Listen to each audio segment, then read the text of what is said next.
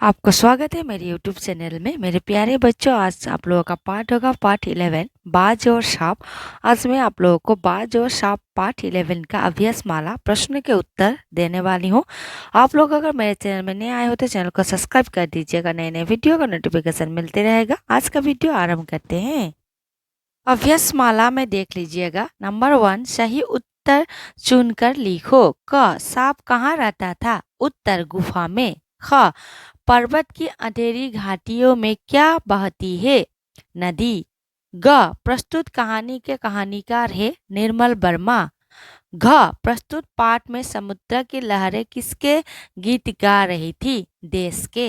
आप लोग भी अपने उत्तर पुस्तिका में लिख लीजिएगा, ठीक है। अभी हम लोग चर्चा करेंगे। नंबर 2, किसने किससे कहा बताओ। क, क्यों भाई इतनी जल्दी मरने की तैयारी कर ली? सांप ने बाज से कहा। ख, आकाश आकाश को लेकर मैं क्या चाटूंगा? सांप ने बाज से कहा। ग, आ, काश मैं सिर्फ एक बार आकाश में उड़ पाता, बाज ने सांप से कहा। घ, अपने प्राणों को खतरे में डालना कहाँ की चतुराई है? सांप अपने आप से बोला। आप लोग भी अपने उत्तर पुस्तिका में लिख लीजिएगा, ठीक है। अभी हम लोग चर्चा करेंगे। नंबर 3, 25-30 शब्दों में उत्तर लिखो। क, घायल बाज को देखकर सांप क्यों खुश है? उत्तर, का उत्तर देख लीजिएगा। घायल बाज को देखकर सांप उसके पास जाकर ध्यान से देखता है। बाज अंतिम सांसें गिन रहा है, इससे डरना बेकार है। सांप मन ही मन खुश होता हुआ बोला, क्यों भाई इतनी जल्दी मरने की तैयारी कर ली?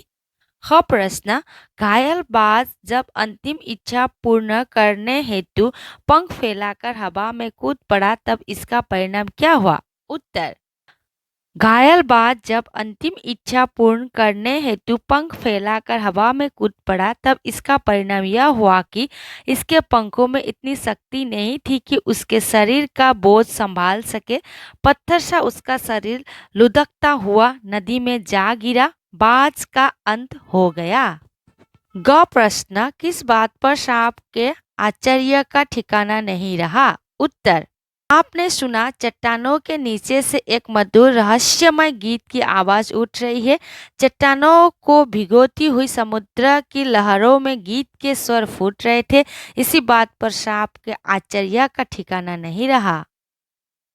वह प्रश्न, बाज के लिए लहरों ने गीत क्यों गाया था? उत्तर, के लिए लहरों ने गीत गाया क्योंकि बाज निडर था। शत्रुओं से लड़ते हुए उसने अपना कीमती रक्त बहाया था, पर वह समय दूर नहीं है जब खून की एक एक बूंद जिंदगी के अंधेरे में प्रकाश फैलाएगी और साहसी बहादुर दिलों में स्वतंत्रता और प्रकाश के लिए प्रेम पैदा करेगी।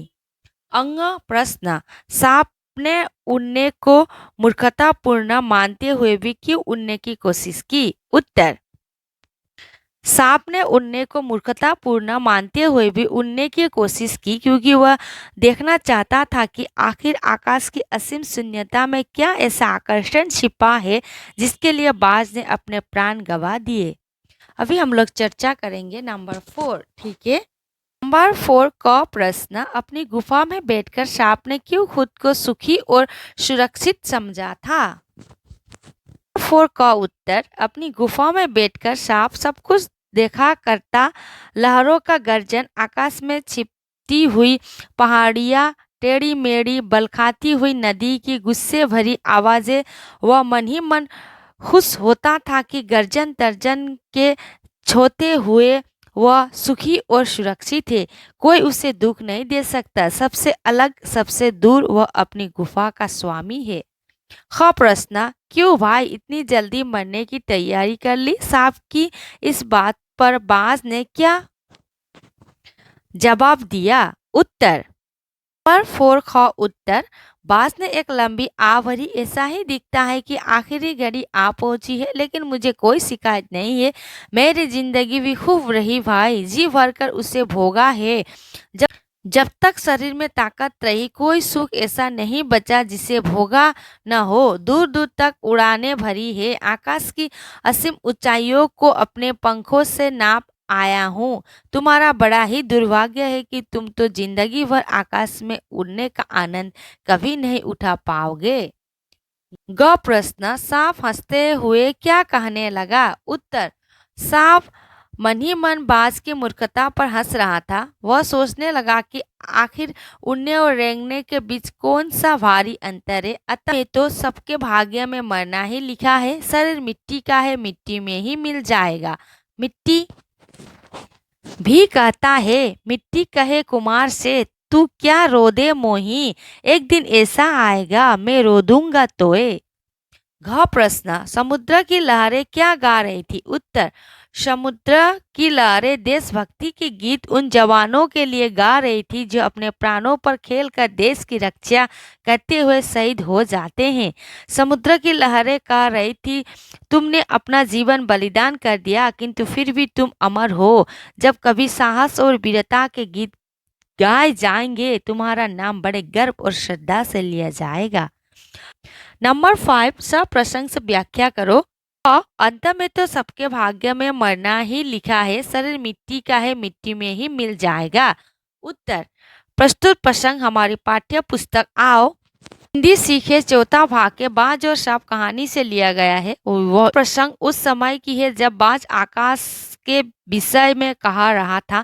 आकाश के विषय को सुनकर सांप बोला, आकाश आकाश को लेकर क्या मैं चाटूंगा? ना भाई, तुम्हारा आकाश तुम्हें ही मुबारक, मेरे लिए तो यह गुफा भली। सांप मन ही मन बाज की मूर्खता पर हंस रहा था। सांप सोचने लगा कि आखिर उड़ने और रेंगने के बीच कौन सा भारी अंतर है। तभी सांप बोला, अंत में तो सबके भाग्य में मरना ही लिखा है। शरीर मिट्टी का है, मिट्टी में मिल जाएगा। ख प्रश्न, हमारा गीत जिंदगी के उस दीवानों के लिए है जो मरकर भी मृत्यु से नहीं डरते।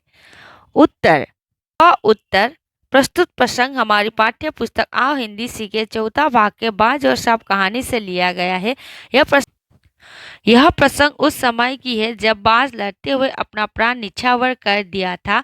उस समय समुद्र की लहरें देश भक्ति की गीत उन जवानों के लिए गा रही है जो अपने प्राणों को जोखिम में डालकर देश की रक्षा करता है।